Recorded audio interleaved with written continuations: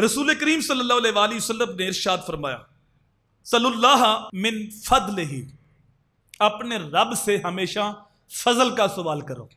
ए अल्लाह फजल फरमा, ए अल्लाह करम फरमा। कभी भी अदल का सवाल ना करना।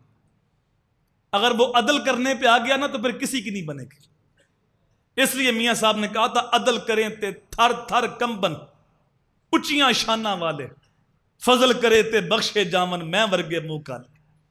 मेरे हजूर ने फरमाया, कोई शख्स अपने अमल के बल बोते पे जन्नत पे नहीं जा सकता। जन्नत में जो भी जाएगा अल्लाह के फजल से जाएगा। अब सहाबा बड़े जिंदा दिल लोग थे। सहाबा अर्ज करते, बंदा नवाज आप भी?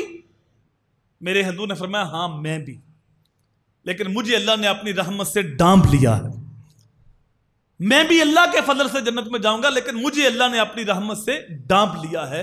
तो जब भी अल्लाह से सवाल करो तो अल्लाह के फजल का सवाल करो, कभी भी अदल का सवाल ना करना। वो रवायत में आता है, एक बड़ा नेक आदमी जिसने जिंदगी भर कोई भी गुनाह नहीं किया, तो कयामत के दिन अल्लाह फरमाएगा, इस बंदे को मेरे फजल से जन्नत में ले जाओ।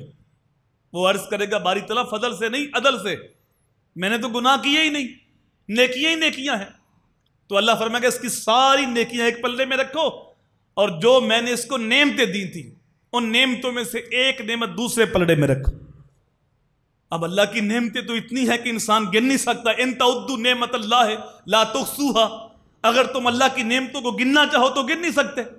तो एक नेमत को दूसरे पल्ले में रखा जाएगा तो अल्लाह की एक नेमत उसकी जिंदगी भर की नेकियों पर हावी हो जाएगी, वो पल्ला भारी हो जाएगा। अब अल्लाह फरमाएगा, अब इसको मेरे अदल से जहन्नम में ले जाओ। वो अर्ज करेगा, बारी तला मुझे माफ कर दे, अदल से नहीं, मुझे अपने फजल से जन्नत अता फरमा दे। तो अल्लाह से जब भी मांगो उसका फजल मांगो।